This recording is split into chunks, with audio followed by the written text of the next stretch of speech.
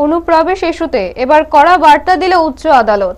কেন্দ্রীয় স্বরাষ্ট্র মন্ত্রণালয়ের নির্দেশ অনুযায়ী অবৈধ অনুপ্রবেশকারীদের বিরুদ্ধে রাজ্য সরকার কি পদক্ষেপ নিয়েছে তার বিস্তারিত রিপোর্ট আগামী 3 মাসের মধ্যে জমা দিতে হবে, এমনই নির্দেশ দিয়েছে উচ্চ আদালতের ডিভিশন বেঞ্চ।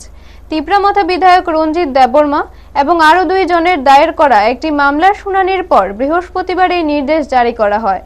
আদালত স্পষ্টভাবে জানায়, অনুপ্রবেশ রোধে গৃহীত পদক্ষেপ, প্রশাসনিক ব্যবস্থা এবং বর্তমান পরিস্থিতি সম্পর্কে সুনির্দিষ্ট তথ্য তুলে ধরতে হবে রাজ্য সরকারকে। এই নির্দেশের ফলে অনুপ্রবেশ ইস্যুতে রাজ্যের ভূমিকা ও পদক্ষেপ নিয়ে একটি স্পষ্ট চিত্র সামনে আসবে বলে মনে করা হচ্ছে।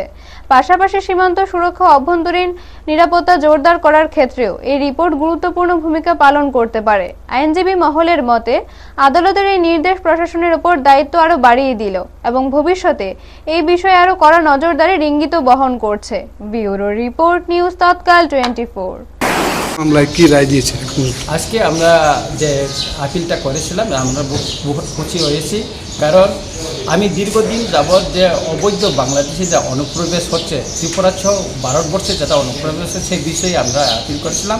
আজকে মাননীয় হাইকোর্ট বলেছেন যে একজন বিধায়ক, উনি জনপ্রতিনিধি, উনি যে চিঠি দিয়েছে আপনারা কি রিপ্লাই দিয়েছেন, গভর্নমেন্টের উকিলকে ওনার করেছেন, তা গভর্নমেন্টের তরফ থেকে তার সুনির্দিষ্ট কোনো উত্তর দিতে পারেনি এবং তার জন্য মাননীয় হাইকোর্ট বলেছেন যে 3 মাসের ভিতরে এটার উত্তরটা দেওয়ার জন্য। এবং আমাদেরকে, আমরা 3 জন পিটিশনার আছি এখানে, আমাদের অমরদীপ দেববর্মা, আমি এবং সাজরা দেববর্মা এবং আমার অ্যাসিস্ট্যান্ট আমার আছে অসিত দাস, উনি আমার সঙ্গে সবসময় কাছে এই কেসে উনি সহযোগিতা করেছেন।